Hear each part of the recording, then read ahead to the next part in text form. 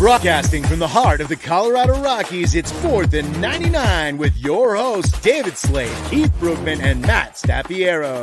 Now let's talk football here on 4th and 99.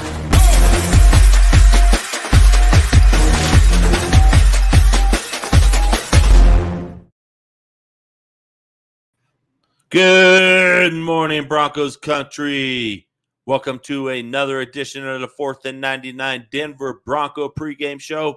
Today, we will be talking about the Denver Broncos, who are hosting the Los Angeles Chargers.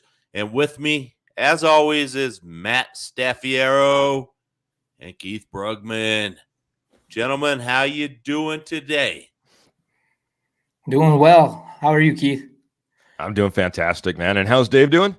I'm doing well. Thanks for asking. So, hey, let's start out. Thanksgiving. What'd you guys do, Matt? I know you had you put like 6,000 miles on the vehicle over the weekend. So, how's your turkey weekend? Trifecta? You mean that's what it was? It was great, man. How many? I mean, anything interesting happened? You know, planes, trains, and automobiles type moment, or anything like that? Thankfully, no. It was pretty mellow. Just a lot of food. A lot of sleeping, or not for me. The wife got to sleep. Unfortunately, I was up with the baby a lot. You know, sleep schedule is still kind of new to her. So, but aside from that, man, it was just about being together, having fun with family, being able to see people we haven't seen in a while. It was my brother's first Thanksgiving back from California, so I saw him for a little bit. So that was nice. Nice. Always nice to see family over the holiday, especially the ones that live out of state that you really don't get to see that often. So, Keith, how about you? Anything special on Thanksgiving? In-laws came over. They were down south, so they've made the trip back up. Had a little Thanksgiving meal. I think the Thanksgiving after Thanksgiving, kind of like Matt, he had 3 Thanksgivings. I had just had the leftovers, and for me, a hot turkey sandwich. Oh my goodness, we got the rolls out instead of bread, and man, just did up a nice dinner again yesterday. So. I had my 2-day Thanksgiving. It was a pretty good day. I guess a pretty good 2 days for that matter. So, anybody sick of turkey yet? Matt's like, yes. Yes. Yeah, I see some nodding from Matt. I don't even think I'll be able to eat like a lunch meat turkey sandwich for at least a couple months. I think we're good on turkey. Gonna stick to ham. I'm a turkey lover. There wasn't enough leftovers for me, man. I could eat turkey and turkey and turkey. So, too bad, Matt. Maybe you could freeze dry some. Send it up to Montana. I'm all set to go, man. Well, I got some left, Keith. I may just do that. So I told my wife yesterday, I can't handle any more turkey. I got to have something else. So, well, how about you? How was your day, man? It was any big guests? No, it was nice and quiet. It was me, my wife, and then we had a friend and her daughter and her granddaughter come over. So it was just 5 of us. It was nice and quiet, relaxing. Everybody was out of the house by 4 o'clock, so I could just chill and watch some football. There you go, buddy. So, I mean, the good games were in the morning. Everybody was dreadful about the Bears and Lions, which, I mean, it was only 16 to 14, I think, but it was at least exciting. The Cowboys and Raiders was definitely the best game by far. But yeah, if you were full of tryptophan, then that Sunday night game, you were definitely snoozing like I was. So that was a rough one to get through. But Keith, I do have to throw props out to Matt, and we'll cover this during the pick'em. Matt hit the turkey trifecta. I know, man. He got all 3 games right. So. I know he was sweating when Detroit was winning, there at the end. He's probably it's the Lions, man. It's the Lions. It's like the Lions are going to blow it. So they find a way to lose. Yeah, they'll find a way to lose. So, I mean. I was pulling for the Cowboys so badly, but, I mean, it was more the Cowboys beat the Cowboys than the Raiders beat the Cowboys. I mean. Ain't that the truth? I don't even know if I should say Cowboys. It's more like one defensive back wanted to just let the Raiders win. Have you guys seen all the stuff flying around, about the referees and the 28 combined penalties in that Dallas Raiders game? Yeah. Ugly, I mean, ugly football. Officiating is getting horrible. So, agreed. College games yesterday, there were some pretty bad missed calls yesterday. Oklahoma State. I don't know what that that field judge was looking at, but that guy grabbed the Oklahoma receiver It was before practically a the tackle. ball was still 5 yards away, and he's like pulling the guy to the ground, and there's no flag. I mean, so Oklahoma has already come out and said that the officiating helped Oklahoma State, and it's all conspiracy, and all those things. And now everyone's saying the Big 12 was behind it, and because Oklahoma's leaving to go to the SEC. So, I mean, did you guys watch some college football yesterday? I caught the Oklahoma State-Oklahoma game. I caught the end of the Iron Bowl. Talk about, losing a game, on your own accord. Auburn lost that game themselves. I mean, they had Alabama right where they wanted them. I mean, how do you let them get a 97-yard touchdown drive with less than a minute and 40 seconds? That's why Bryce Young is going to win the Heisman.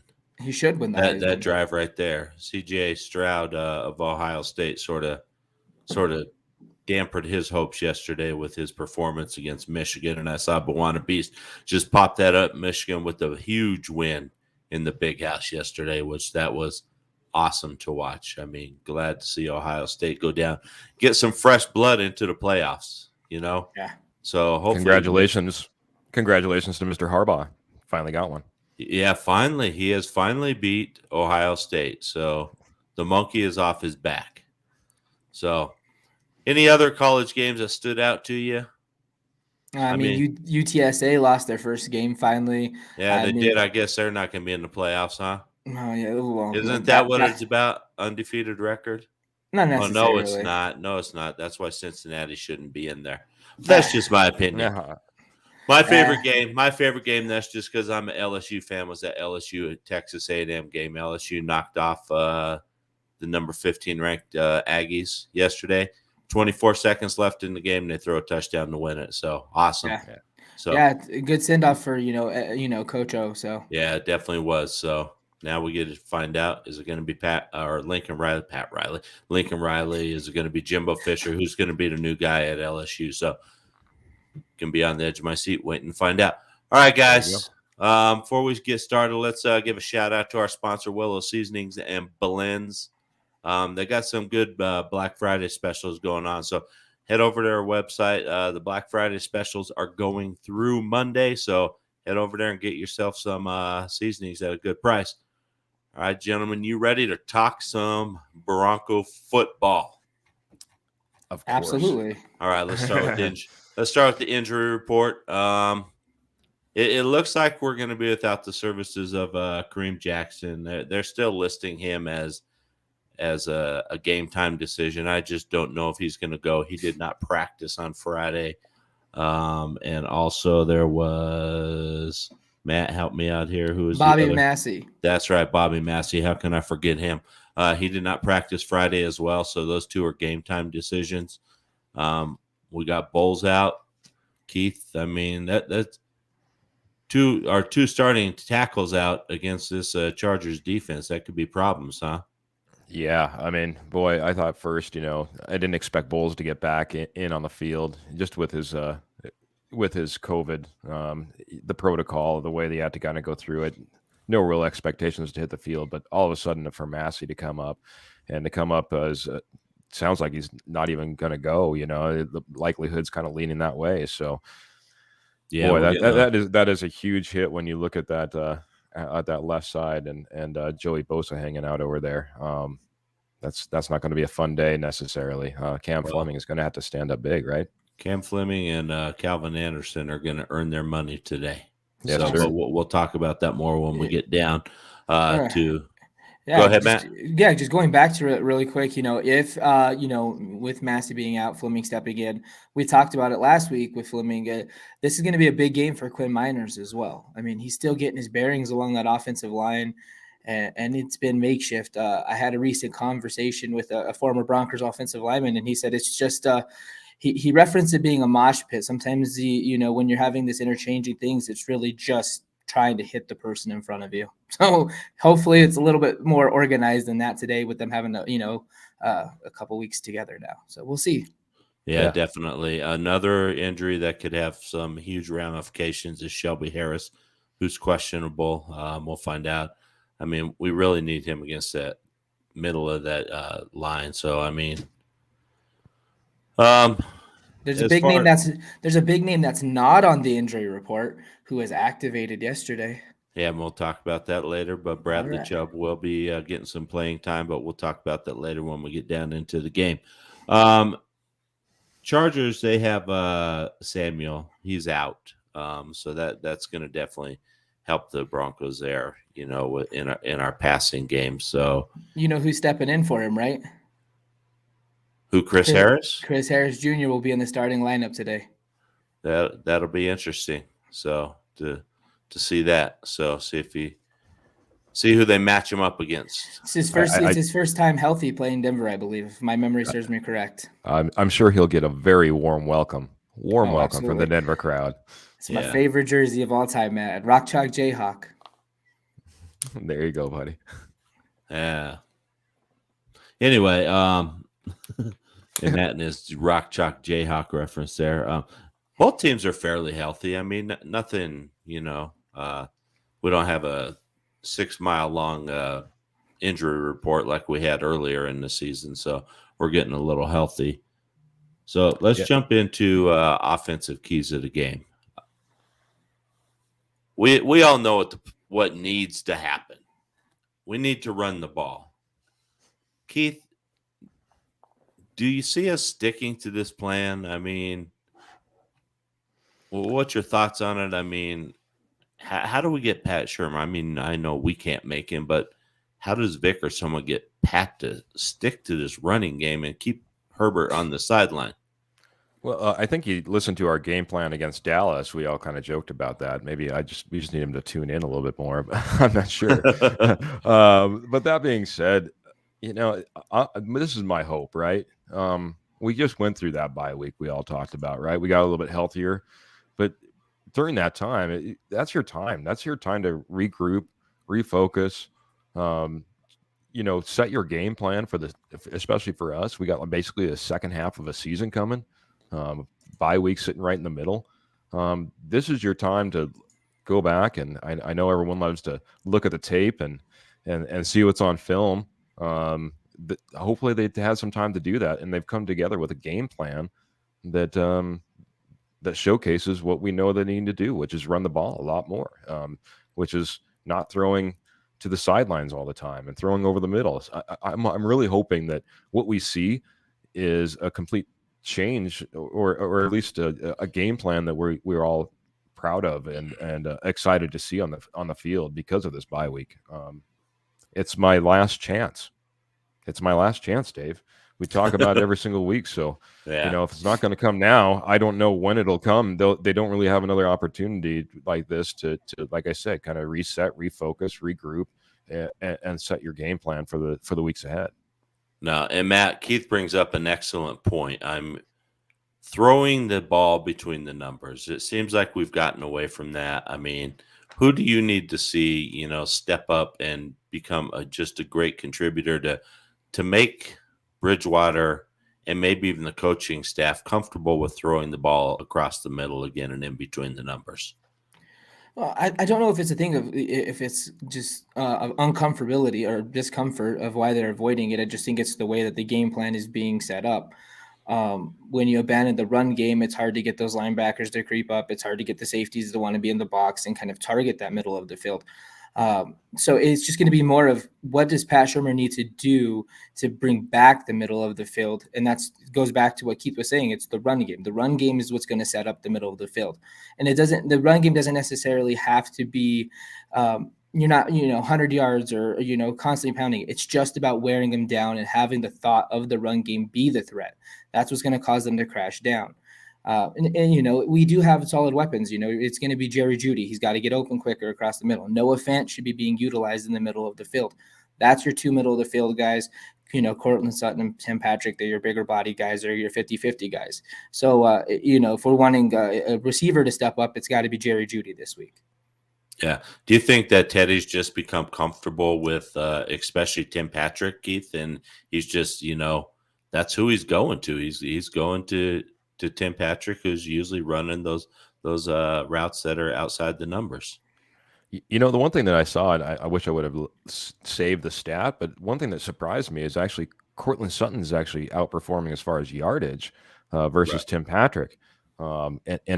Geez, it hasn't seemed like it this season, right? It seems like Tim Patrick's the guy who's always coming up with the big passes and the big completions and coming up with more yards in every single game, but not the case. I agree with Matt though. I think it's just more of a game plan, right? I think we've gotten away from what's good for us, which is like he said, is that run game. And when you see a guy that's constantly trying to go up in between the tackles, all of a sudden those linebackers. So hopefully we just, again, it's a change in our plan, and it opens up that middle of the field rather than us, going back to the same thing that's we've seen a 50-50 success rate on, which is our current game plan. Yeah, and just to pile on the Keith's thought process, you have two running backs here. The biggest thing of the run game is to wear down the defense, make them tired, gas them out.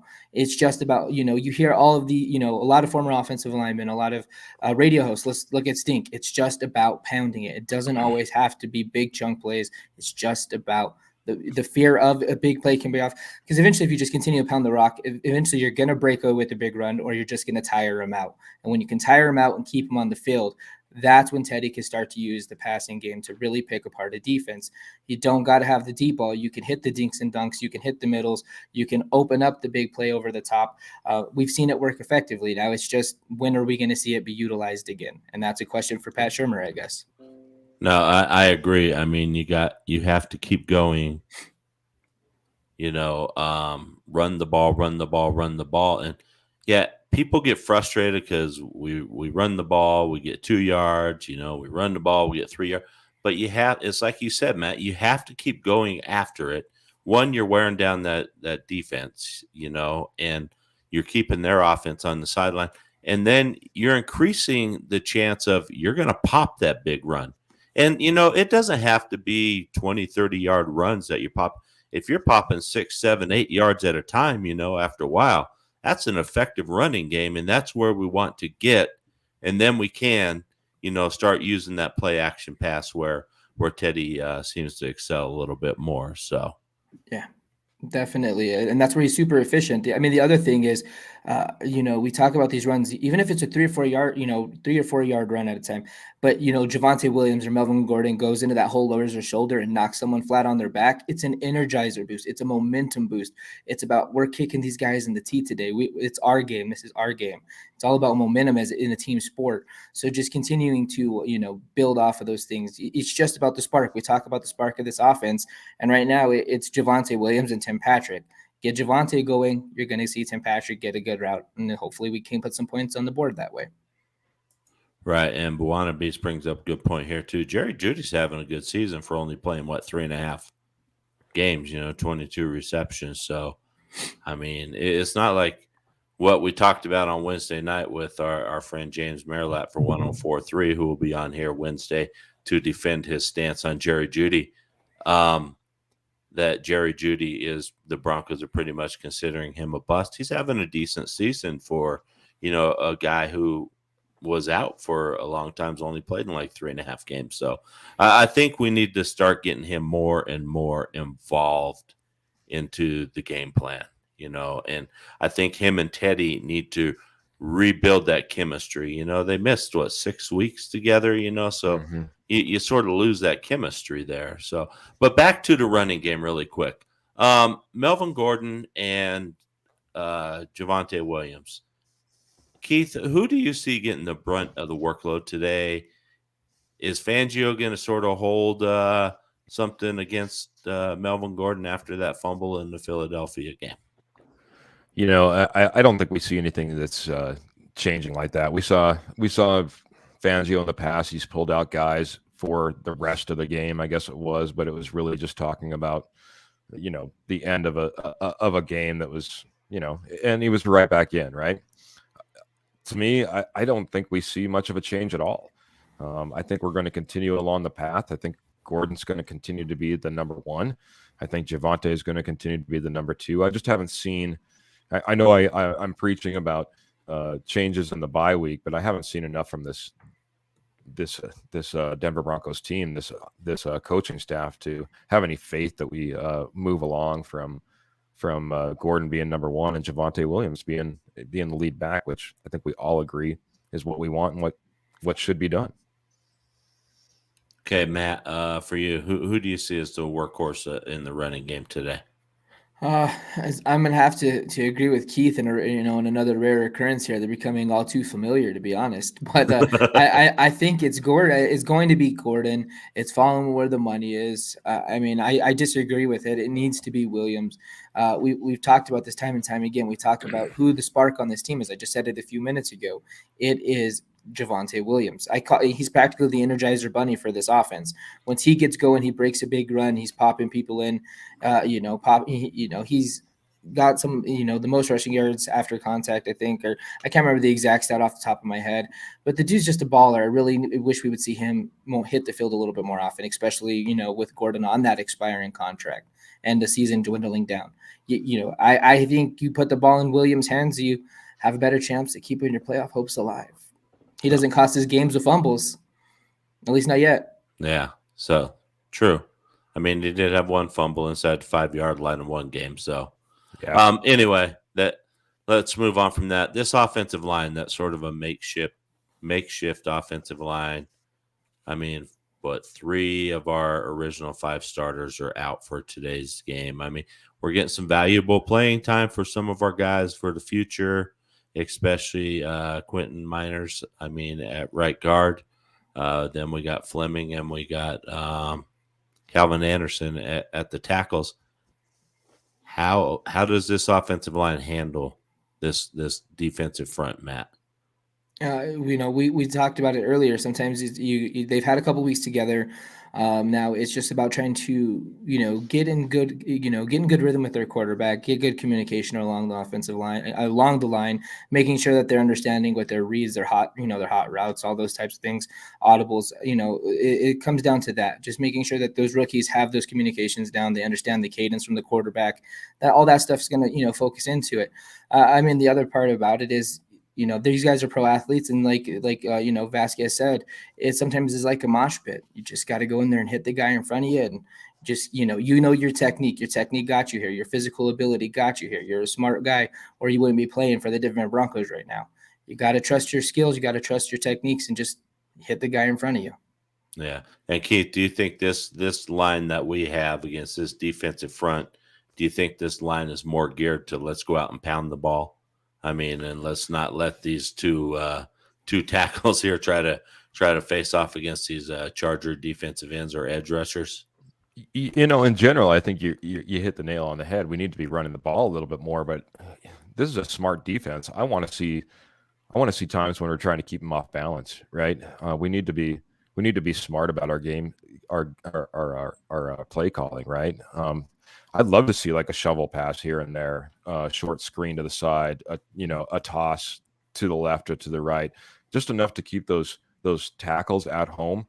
If we're just going to pound it right up the middle, we're going to see those guys ditch their blocks and start crashing towards the center and start getting Gordon or Williams in the backfield or just getting back to the line of scrimmage. So we don't need to see just a consistent game plan to pound, though that's really easy for our offensive line who's kind of plug and play. I think we need to kind of mix it up a little bit and, again, kind of keep those guys on their toes so that they just don't tee off on us in any situation. I agree. I don't think we need to sit here and become predictable. That's just not a recipe for success. Matt, do you see anywhere that we can exploit this Chargers defense? I'm going to. We're beating this same topic to death, but you're going to have to run the ball. The Chargers are one of the worst rush defenses in the league. This is, last time we played a poor rushing defense, we only ran the ball less than 20 times. So we got to avoid that, and running has to be the main focus of the game today. You want to exploit something, you're going to exploit that. Chris Harris Jr. is likely lining up in the nickel. As much as this guy's my dude, this is the other spot you can exploit. He's a little bit rusty. Fortunately, age catches up to us.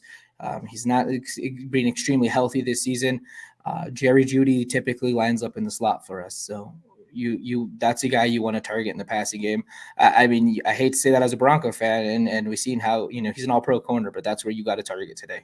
Jerry Jeudy in the slot all day. That's your main focus in the passing game. Yep. And just want to point out the Chargers, one of the worst, and I think they are 32nd in the league, giving up 145 yards on the ground a game. So we need to establish that run. So if Pat Shurmur continues to just fall flat on his face, I mean, you would think if a change was going to happen, it was going to happen during the bye week. I mean, we're just past a point. Do you agree, Keith, that we're just past a point where we're going to make any changes unless something just crazy happens? Yeah, I think if you look at up and down this team, we've been calling for changes, whether it be for quarterback, we've been calling for changes for RB1, we've been calling for changes, throughout this entire team, right? I don't think this coaching staff or this organization is listening to us when it comes to any of those calls, right? I think they've come out, they've staked their claim. They want to stay the course with the team they've picked, with the quarterback they picked, with the running backs that they picked. And I don't really see a change unless we're 4 or 5 games from the end of the season without a playoff hope. And then I think we might start to see things like, again, Javonte Williams being RB1, maybe a Drew Lock comes in, maybe a change in the coaching staff. Maybe it's even a special teams coaching change. Maybe by that point we can actually feel confident enough to let our special teams coach go. But I don't see that happening again until we kind of let the season get away. And it's, again, that 4 to 5 weeks at the end of the season where everyone gets tryouts. So, and we had Jennifer who chimed in and said, let's go Broncos on our way to the game. One, drive safe going down to the game. Enjoy yourself. It's going to be a beautiful day for the end of November. So I think we're going to be up in the 60s again. So yep, it's just crazy. So, all right, really quick, we're going to real quick. Hold on. I want to address the coaching change real quick. I'm taking, I will go and coach this offense, guys. If they just got to pay my rent the rest of the 6 months next year, and I'll step in for Pat. That's it. You work cheap, man. Yeah, hey, no kidding. I at least know to run the ball more than 18 times. So let's go. Let's take a quick break. Give a shout out to our sponsor again, Willow Seasonings and Blends. Head over to their website, willowseasonings.com. Check them out. They got some good Black Friday specials going on. Again, that's willowseasonings.com. All right, on to the defensive side of the ball. This Chargers team has talent all over the place. This is going to be a huge challenge for Denver to, slow these guys down. And we're not going to stop them. We just need to slow them down. I mean, unless we just have a Dallas-type game where everything works, we click on all cylinders, other than that, I mean, Matt, what do you think as far as where would you focus your defense to slow them down and take what weapon would you try to take away from the Chargers? Oh, that's a loaded question because it's tough. Immediately you want to go to Austin Eckler because we know how dominant he is, and we're going to touch on him a little bit later. Mike Williams has had a phenomenal season. They got Keenan Allen, they got Jared Cook, but I mean the main weapon you got to slow down and stop is Justin Herbert. Justin Herbert is, as much as we hate to say this, he's going to be a top 5 quarterback in this league. I mean, the dude is just phenomenal. It sucks saying that as a Bronco fan, but that's who you have to stop. Because if you could disrupt his rhythm, it disrupts their run game. Because where Austin Eckler is also very efficient is in the passing game. So if you could force him to become one-dimensional, force him to rely on the run, you have a better chance of stopping the team. So it's all about getting into Herbert. And, the one thing you can't do is because Herbert is mobile. We talked about it last week. What's Vic Fangio's kryptonite? A mobile quarterback. We cannot see this zero blitzes, leaving your safeties and your other DBs exposed in man-on-man coverage because Keenan Allen will eat you alive. Mike Williams will eat you alive.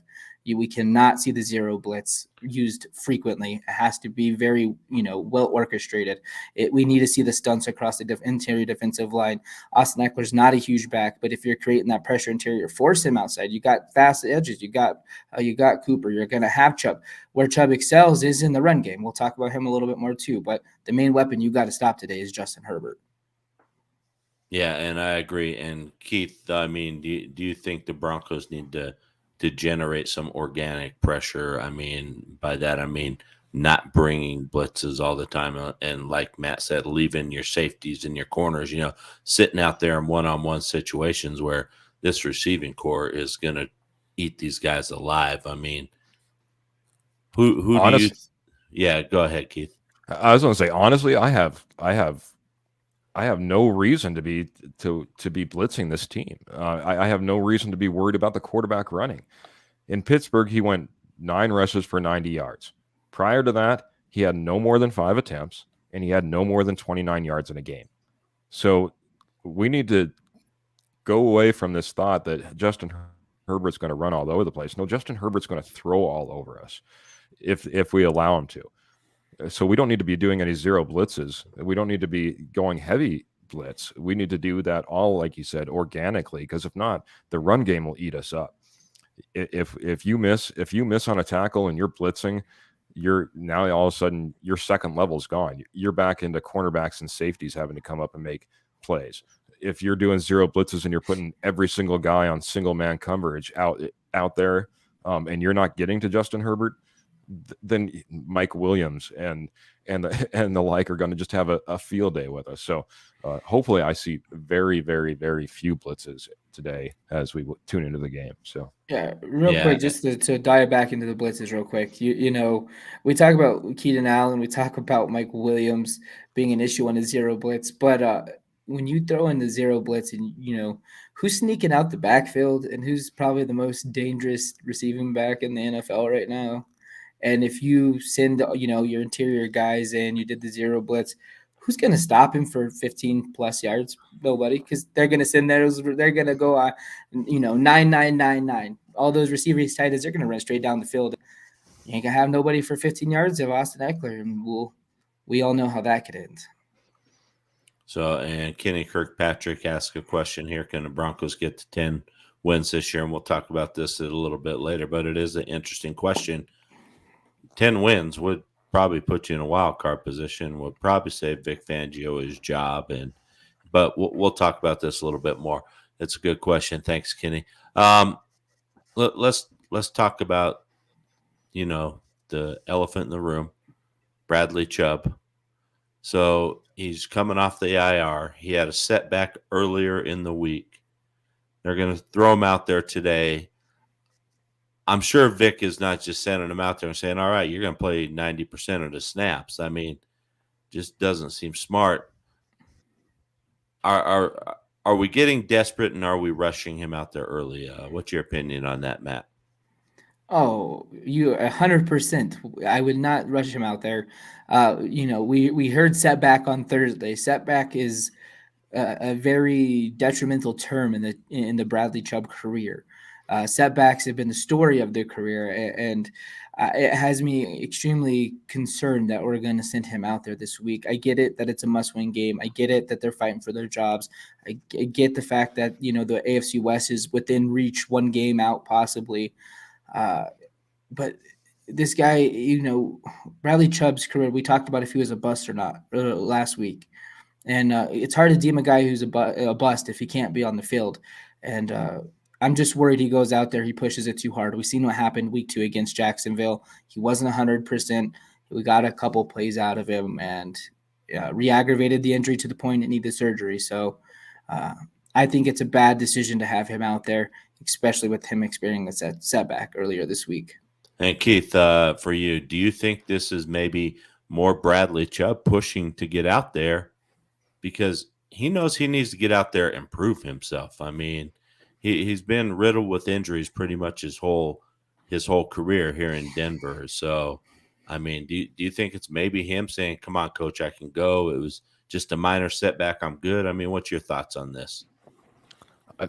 I've been in disagreement with Matt and sometimes with Dave as well on this subject. I don't think we're rushing players back. So if he's ready to take the field, let him take the field and let him play. He's a number 5 overall pick. He's been injured enough. We don't need to keep him off the field in times where he's getting clearance and he feels like he can go out and play. Now, if you want to keep him on a snap count, that's fine. If you want to hold him back a little bit, that's fine. But I'm just not going to sit there in agreement. I know that he went out there and he re-aggravated an injury earlier in the season, but especially putting that into context probably puts even more stress on the coaching and medical staff to make sure he's ready. So if he's ready, let him go out there, let him play, let him be a number 5 overall pick and wreak some havoc and maybe put us in contention so we can get those 10 wins that Kenny Kirkpatrick is talking about. Yeah, no, I mean, I get where you're coming from, but, he was on a snap count week 2. He was on a snap count, and we got like 4 or 5 plays out of him, and it was, another setback. That's like I said, it's just the story of his career: setback, setback, setback. And I get that we want to see him out there, but at the same time, he goes out there and experiences a major injury right now because he's not 100%. You're paying him $12.5 million next year to sit on the bench. Again, yeah, and that's when you can get out your big bus huge sign. risk, huge you know what I mean? risk. At some point, he needs a BUST bus Right. sign, not the bus sign. We may not be shipping him out, especially with the contract that we have. But the bus sign. I mean, at some point, the guy has got to get on the field and perform. And again, with that in context, that earlier in the season on a snap count, he hurt himself, and then he had to go in for surgery. I think that puts even more context into what's happening right now. Again, medical staff, coaching staff, even Bradley Chubb himself do not want to rush themselves back or rush him back out on the field if he's not ready. A minor setback, if he's ready to play, let him be the number 5 and let him put us in position to win some games. It's about time. If not, how long do you sit him on the bench? And even if he does get hurt, how long do we sit there and we worry and we concern ourselves with when is Bradley Chubb going to actually come out there and perform and be that pick that we want him to be? He's got to show at some point. Hopefully it's this weekend. Yeah, and hopefully. I just got to say that you can never please the fans. So last year we had a guy that would not go on the field, in James. Everybody's screaming about the guy and get him on the field, and now you got a guy, Bradley Chubb, who wants to go out there and play, and the coaches are pushing to get him out there, and then people are screaming, don't rush him back. So, I mean, you just – very true. So it's just a catch-22 situation. So, all right. It's difficult. It's difficult to navigate for sure. It is difficult, and I think this game, and I'm sure you guys agree, this is almost a must-win game for Denver. Oh, it is a must-win game. I think 100%. if Denver loses today, then, right now our chances are being predicted at 22% to make the playoffs. If we lose today, those are going to fall under 10% probably. The crazy thing is we win today. Guess what? Next Sunday, we're playing for the division lead. If we could go into Kansas City and beat them, we'd be in first place in the division. So we're not out of it. And the coaches are going to put the best players out there. And like Keith said, if he's being cleared medically, then you put him out there. You're paying this guy a lot of money, and let's get him out there. I will leave you with this. This is the same medical team that advised him not to get the surgery prior to week 2, where we would have had him for majority of the season had he gotten this surgery earlier in the year. Since they delayed it and decided to wait, we've missed out on him for majority of the season already. So I would say that I'm not questioning their beliefs, but medical staff can't always be 100%. That was a huge mistake that they made as a team collaborating, including Bradley Chubb's opinion. So well, yeah, and I'm sure specialists and everything else were consulted during that process. So, and unfortunately, things happen sometimes, and there's nothing you can really do about it.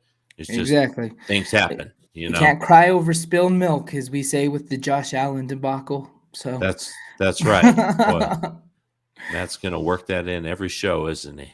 I didn't say it last week, Dave. I did not bring up Josh Allen once last week. So who do you think for Denver to have a chance to win this game today? Which defensive group do you think has to have the bigger impact today? The defensive line, edge rushers, linebackers, or the secondary? Keith, who do you think has to have the most, has to have the biggest impact? Sorry. Lost for words there for a minute. Absolutely. I understand, man. Sometimes I'm at a loss for words when the Broncos hit the field too. That being said, I think it's the secondary. Let's face it, they're going to be tested the most. Justin Herbert's putting up over 290 yards a game. He's thrown for 32 touchdowns, they've put up over 32 touchdowns.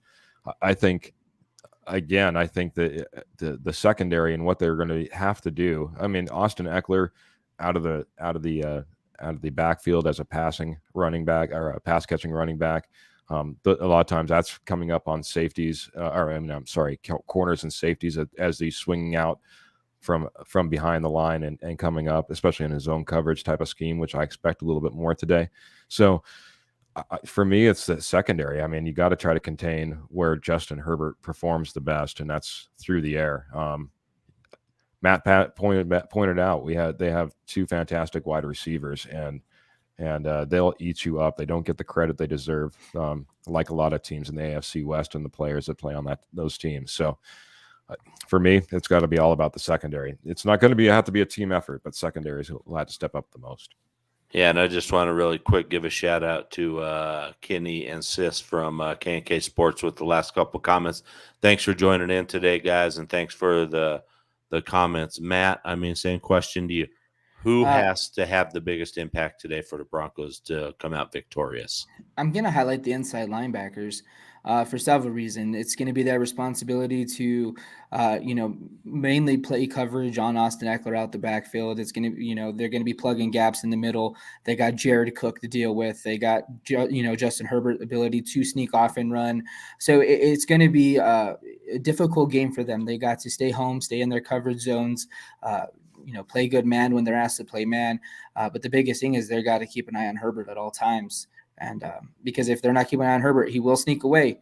He has it run off him, but Key just highlighted it, 90 yards last week, over 90 yards. So if we're playing good coverage, which we know our secondary can do, if he will move out of that pocket and take off. Yeah, and just touch on Austin Eckler again. This guy, 123 carries, 573 yards, 7 touchdowns. He has combined 13 touchdowns. This guy can hurt you in a multitude of ways. So, I mean, dude is a monster right now. He's outscoring kickers right now. He has more points scored than Brandon McManus right now. Yeah, and just let everybody know, Colorado native from Eaton, Colorado, went to Western State.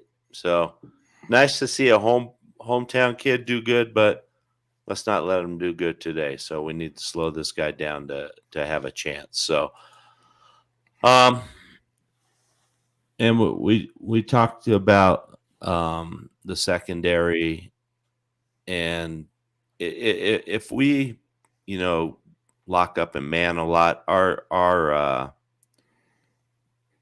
middle guys are going to have to really watch that middle, our middle defensive line guys, because that's when Herbert's going to run on you. If you got your guys that are in man coverage and they got their back turned to you, and then Herbert sees the middle of the field open, he's going to take off and run, and he's going to beat you. So our guys have to stay home. They have to do their assignments. They need to commit to them.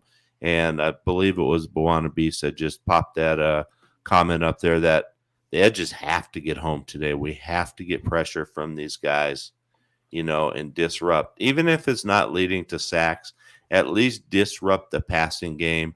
Throw off Herbert's timing, make him get rid of the ball quicker than he wants to, and let those guys in the middle get their big mitts up there and tip some balls, and hopefully we get some tipped balls for interceptions. So, all right, let's move on to the MVP and step up All right. portion of the show. So, Keith, I'm going to ask you first. Give me your offensive MVP, and I guess that would probably be the same person who's going to step up for you on offenses. But if you have two different guys, one who's going to be the MVP and one that needs to step up, then go ahead and let us know who it is, and then we'll go to you, Matt. Sounds good. For me, it's who I think should be the MVP. I always project these as what if we win the game? Who's going to be the MVP? And for me, it's going to be Javonte Williams. Again, I still think he sits in the two-back role, but like he's done all season long, it seems like he outperforms Gordon on the field. So for me, Javonte Williams will be my MVP of the game in a Broncos win. My step-up player, which would be separate, is got to be Cam Fleming, right? If Bobby Massey is out, if Garrett Bowles is out, making sure that Cam Fleming is filling his role, being that next man up plus that I kind of talked about, and making sure that we're both protecting Teddy Bridgewater and getting the run game going. Cam Fleming's going to have to step up today against this tough San Diego defense. Chargers defense. That's $1. That's $1 in the swear Put jar $1 there, in the Keith. jar, man. That's for the end of the year party. We got like $3 in there now. We'll have a heck of a party. So, all right, man. Same thing to you, Matt. Who's your offensive MVP? Who's your step up guy? Busted. My step up guy, my MVP is going to be Jerry Jeudy. We talked about it a few minutes ago. Chris Harris Jr. is going to be cracking in the lineup. He's had battled some injuries. Like we said, age is going to be a factor. Jerry Judy's got some of the best, footwork, route running abilities as in the wide receiver. Out of the wide receiver group for Denver. Sorry, I lost my train of thought there. So I get some fancy footwork going, get that inside shoulder, and just take it. Once he gets the ball in his hand, he's dangerous. That's got to be the number one target today. My guy who needs to step up is Melvin Gordon. He's got that fumble on his mind still. This is his first game back from that fumble. You got to move on from it. You can't let it sit in your head. Put two hands on the ball and let's see. Hope he has a good game today. Okay, and I'm going to go with my MVP needs to be Teddy Bridgewater. And my step-up guy, Noah Fant. We need somebody who's going to give Teddy some targets across the middle, to get him comfortable, get him in a rhythm. So him or one of those tight ends needs to step up and, get us some passes over the middle so we can go there. So, all right, let's head to the defensive side of the ball. So, Matt, we'll start with you this time. Who's your defensive MVP? Who on that defense needs to step up? And I'm pretty sure we can all guess who Matt's going to say has to step up today, but we'll see. So you probably are right. So, my MVP for today's game is going to be Kenny Young. The dude plays lights out. He's all over the field. We need him to have a big game today. Maybe possibly force a turnover. The biggest thing is just contain Austin Eckler. That's got to be that's who I'm putting on Eckler all day. He's got the speed to keep up. He's got the size to, knock some heads. So let's see. And he's got the physicality too. He's got a mean streak in him. So my guy who does need to step is Bradley Chubb, and it's going to be a different factor. I don't need to see him go out there and I need him to dominate. I don't need to see him go out there and get a sack. I just need to see him make it out of this game healthy. That's it. I just want to see him come out healthy. Okay. Keith, same thing to you. Boy, I wish my coaches wanted me to step up and just come out of the game healthy when I was playing back in the day. That'd been awesome. Hey, that's the biggest thing for him. I mean, I could highlight someone else and I could say we need someone to step up and perform. But it's at the point where we just need to see if this guy can maintain his health. If not, we're screwed. We don't have any edges next year. We're going to be relying on some pretty young guys and inexperienced guys. We need Bradley Chubb to just show that he can maintain his health. And hopefully be that dominant force to replace Von Miller. Well, that being said, I completely agree with you, and maybe this will make you feel better. My MVP is also Kenny Young. Kenny Young has been an absolute spark plug on this defense. He's playing inside linebacker. If we do get into man coverage, he's going to be matched up on Eckler in a lot of those situations. He's going to be called on big in the run game. He's going to be called big in the passing game, and I expect him to have a lights-out game. If again we're walking away with a Broncos win, he's my defensive MVP. My step-up is going to be Caden Stearns. It sounds like Kareem Jackson's going to be out. And one thing that I will say, outside of a really long, deep pass that we saw early in the season, we have not heard Kareem Jackson's name when it comes to pass defense. And that's typically a good thing. He's not getting burnt. He's playing good coverage. He's playing his position well, and Caden Stearns has got to fill that role this weekend. So my step-up will have to be Caden Stearns on the Broncos defense. All right. Those are both good step-up guys, And Kenny Young, I agree. I mean, Kenny Young has to be the guy who's going to control the middle of the field, sort of watch Eckler, see where he's going, and try to slow him down. So, and I'm going to go with my step-up guy. I need to see, I need to see a Purcell step up, I mean, the guy hasn't really done too much this year. So let's see him step up and help slow down this running game and help plug up the middle of that field. So, All right. Now to the fun part of the show. That was my victory dance from this week. So. Well, yeah. And Matt's starting to pull away from us, Keith. I don't know what I we do. know. Maybe snip an Achilles tendon or something like Hey, that. hey. Whoa. We cannot. No physical harm on the show, guys. This is G-rated. Well, all right. Well, and how about this then? If anybody's noticed, I've struggled with a few internet issues. Maybe we could get some internet issues when he goes to get his picks in. Maybe just misses a few that way. So that is go on true. Facebook one way or another. That is true. So, well, and as you can see, I mean, I'm falling further and further back. I've been, probably for the last 4 weeks, I've been in the last spot, and I've been taking some risk on some picks, trying to make up, and they're not panning out for me. So you might see some more crazy picks from me today. You got to do something. I got to do something to get back in this, So I'm going to be throwing a couple of Hail Marys, I think. Oh, boy. All right. So we talked about it earlier. Matt hit the turkey trifecta. He's the only one who picked the Bears. Me and Keith both went with the Lions, and I thought the Lions had it, but had a heck of a chance. Yeah, they are the Lions, and they will do find what Detroit out. Does best. They do what they do best. They do. They definitely do. So, and then the Raiders and the Cowboys, probably the best game of the day. I just couldn't pick the Raiders.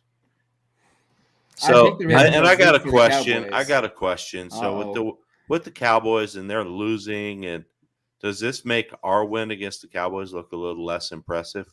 Yeah, I mean, just flat out. Yeah, I mean, at the same time though, they were out both their two, starting receivers.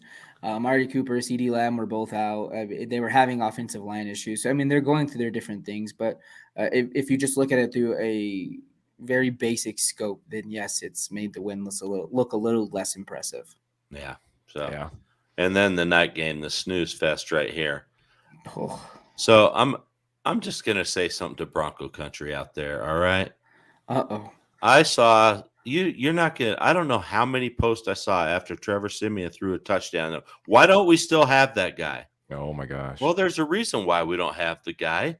I mean, New Orleans scored 6 points. He did not look good in that football game. I mean, so people, please leave Trevor in the past. I mean, he's not the answer to our problems here. So, I mean, let's just let it go. I mean, every former player of the Broncos that you see go out and make a good play or something, it is guaranteed that you're going to see a post somewhere on Facebook, Twitter, or something. Why isn't this guy still at the Broncos? Yeah. So Shaq Barrett does hurt a little bit though.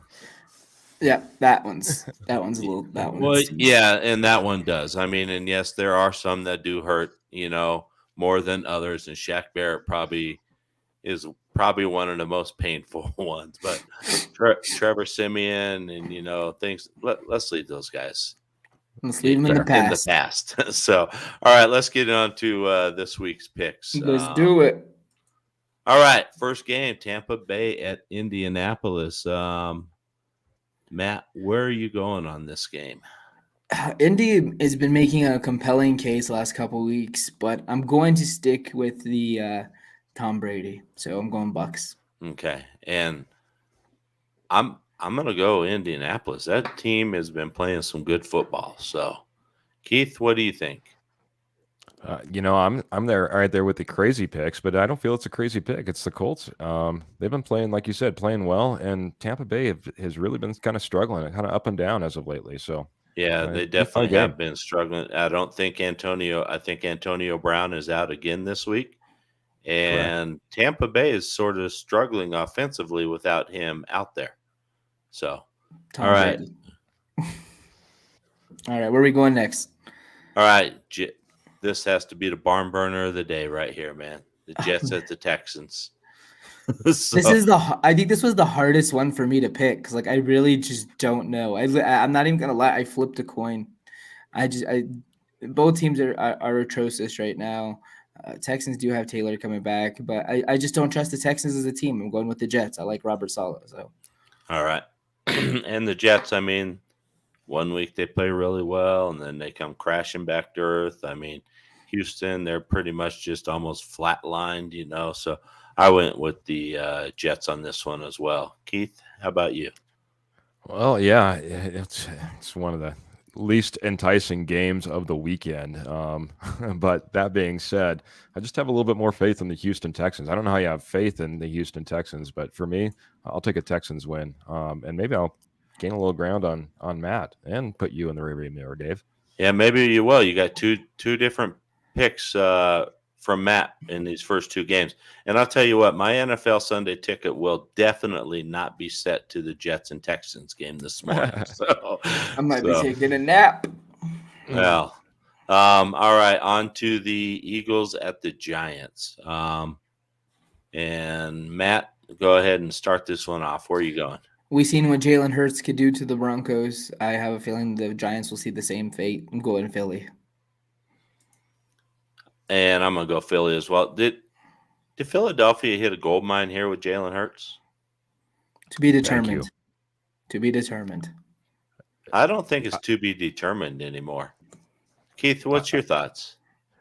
I've loved Jalen Hurts. I loved him since Alabama. I loved him when he went to OU. If you watch that guy and just the work ethic that he puts in and the effort that he puts in on and off the field, I've been a fan. So I think the Eagles have hit a home run. As far as the game is concerned, I'm also going to go with the Eagles. I would have loved to pick the Giants for K&K, and actually I kind of went there pretty close, but they have some injuries that they've racked up on as well. I think the defense for the Giants will play better than expected. Yeah, and that Giants team's sort of a mess right now. Garrett just got fired, and they looked horrible last week in their game. So I don't have any faith in that Giants offense to see them pull this out. And I think Jalen Hurts, I'm just going to put this out there, he's a Lamar Jackson that can throw a little bit better, in my opinion. So nice. All right, on to the next game. Carolina Panthers at the Miami Dolphins. Short, sweet. Cam wins this one. Panthers. Cam, huh? All right, Keith. I'm going Dolphins, and Keith, you are going. I say Superman returns again. Cam gets another win. All right, and I just like the way the Dolphins are playing lately. So hopefully they can pull this out, and I can close the gap a little bit. So, all right. We'll see. Wishful thinking. I'm just kidding. This might be one of the better games of the day. Tennessee at New England. Hey, don't blink now, but New England might win the AFC East. So, Matt, who are you going with in this game? I'll keep this short and simple so we don't have a Josh Allen reference. In a couple of years, it's going to be Mac Jones. They found a superstar and a quarterback. Patriots win this game. Are you saying the Broncos should have maybe picked Mac Jones over Pat Surtain? 100%. I will stand by it till the day I die. So, Keith, where are you going? Well, after you pick the Patriots too, we're going to make it a three-way sweep. We just have some injuries with the Tennessee Titans, and Patriots have been playing way too consistent on both sides of the ball. So I'm not sure what Tennessee's doing. Henry's out. They brought in Peterson, which I thought was a mistake that they didn't try to, trade for, Melvin Gordon or someone like that, and then they waived Adrian Peterson. So, I'm not sure what they're doing. So, all right, on to the next game. We got the Pittsburgh Steelers and Cincinnati Bengals. Oh, I'm going to go Cincinnati. I just have more faith in the quarterback at this point. Roethlisberger's struggling with injuries. It's just Pittsburgh Steelers are on a sinking ship right now. They are. I think if this game were in Pittsburgh, I would pick Pittsburgh, but being that it's in Cincinnati, and plus I got to go with my boy Joe Burrow too. Keith, where are you going? Yeah, we'll just make it a sweep, and I'll just short and sweep. I think it's short and simple. I think youth just comes over age in Burrow versus Roethlisberger. All right, on to Atlanta at Jacksonville. Oh, this is almost another coin flip, but I trust. I think Matt Ryan is still a solid quarterback in this league. I have concerns with the defense. Jags have been, up and down with some injuries. I just trust the Falcons more. Yeah, and I trust Falcons. Has Kyle Pitts sort of been a disappointment this year? It's kind of hard. He's essentially the only weapon Oh, well, clean sweep. No, I'm just kidding. Sorry about that, Keith. I No take worries, it you're man. going to go for the Falcons, huh? I'll go for the Falcons. I'll be honest. I've been going with the Falcons, and they've been eating me alive. So it made it really tough this week to try to do it again. But it's against the Jacksonville Jaguars, so hopefully they get me a win this Okay. week. All right. And today we got Matt Stafford against COVID toe. Matt, where are you going in this game? As much as I want to go with the Rams, former Broncos over there, I just can't do it. I take Aaron Rodgers and his toe. and I'm going to go with Aaron Rodgers and the toe as well. And Keith? Lambeau Field, tough to be beat. Packers win. Yeah, definitely is. I think Packers definitely are going to. And Matt Stafford's going to have some pretty bad flashbacks, so. He may. Yeah, he may have flashbacks when he was playing with the Lions. So it may not be good. All right, Minnesota at San Francisco. Short, sweet Minnesota. Minnesota, and this one was hard for me. I mean, San Francisco's up and down. I like Jimmy Garoppolo. Just another name to sort of watch this offseason. But I'm going to go with Minnesota as well. And Keith, where are you heading? Yeah, Minnesota's been getting better and better all this season and been putting together some wins. So I expect the Minnesota win. 49ers have just been too untrustworthy. Yeah, they're inconsistent. They're up and down. So, That's all right, sure. the evening game tonight, Cleveland at Baltimore. So, and Cleveland really needs this to get back into this divisional race. Where are you going, Matt? Baltimore is going to win this game. As much as I'm rooting for the Browns in the North, I just don't think they're there yet. I think there's some concerns with Baker Mayfield still. I'm going to go with the Browns just because this is one of those picks where I said, well, I got to take the Hail Mary. I think with the defense, the Browns can have a shot, but Baker needs to prove he can win a big-time game. Keith, where are you going? Yeah, I don't see it for the Cleveland Browns. I see a Baltimore win, and maybe another reason that Baker Mayfield doesn't go up there and take the stand and answer any questions. So, all right, and then tomorrow night we have Seattle at Washington. Boy, Monday Night Football probably didn't expect this game to be like this one. They scheduled this one, huh? And nobody thought Seattle was going to perform this poorly. I mean, unfortunately, you couldn't account for the Russell Wilson injury, but right. So, Matt, where are you going? With that being said, I trust Russell Wilson a lot more than I trust Taylor Heineke. So, okay, and I'm going to go with the Heineken on this one. So it's another. You do that. It's another calculated risk here. So a lot of algorithms and everything went into this pick, or actually, he just flipped a coin. Right. Yeah, pretty much. There's no algorithms. He flipped the coin. Keith, where are you going? Well, I'm not going to take the risk. I'll go Seattle doing this one. Okay. All right, guys, here we go. The game, the big one. Broncos win this. We're setting up the showdown for the AFC West division lead next week at Kansas City. Did the NFL know what they were doing when they flexed that Broncos-Chiefs game to Sunday night? Matt, go ahead and give me who's going to win. Give me a score. Okay.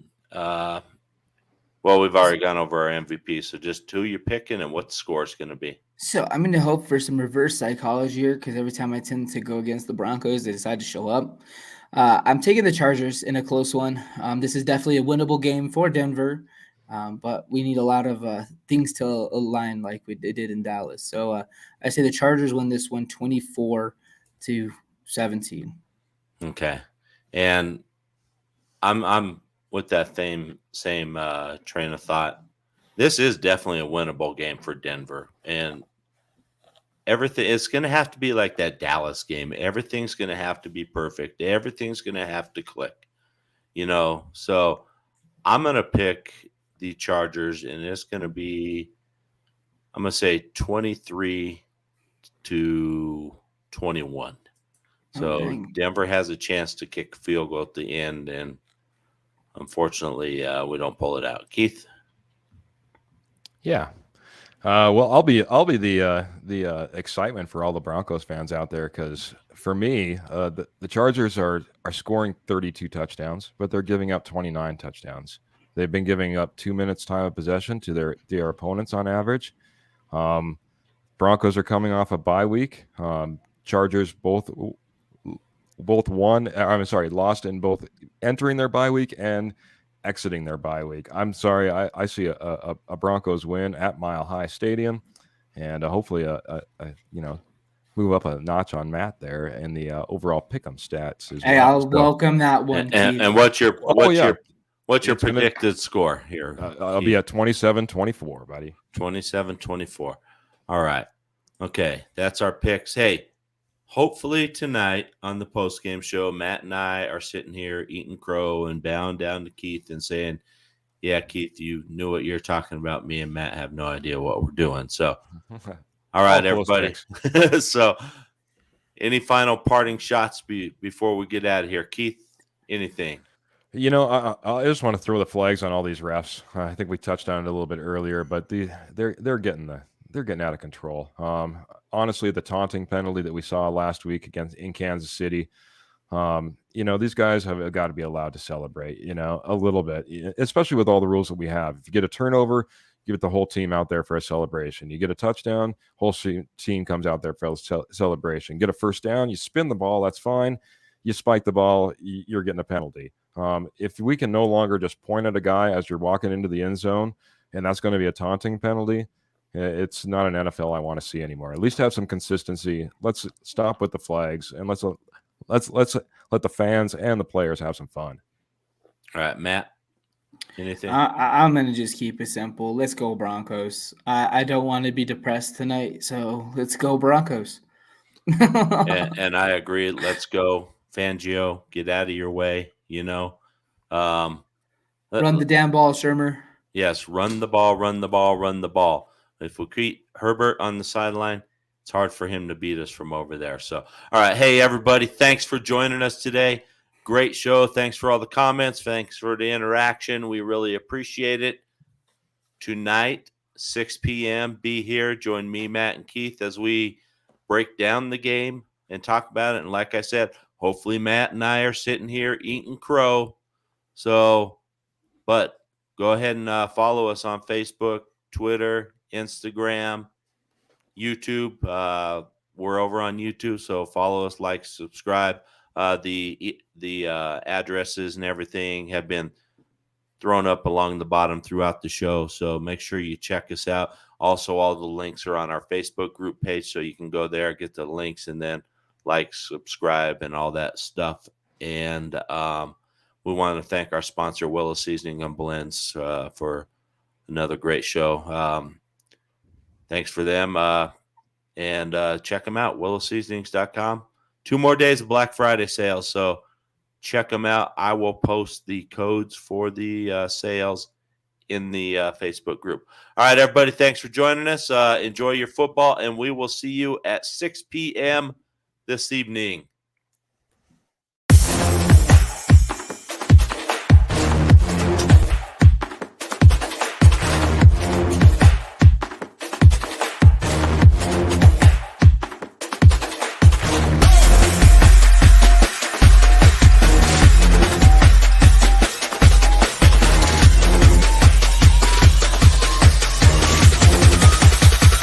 Everybody know that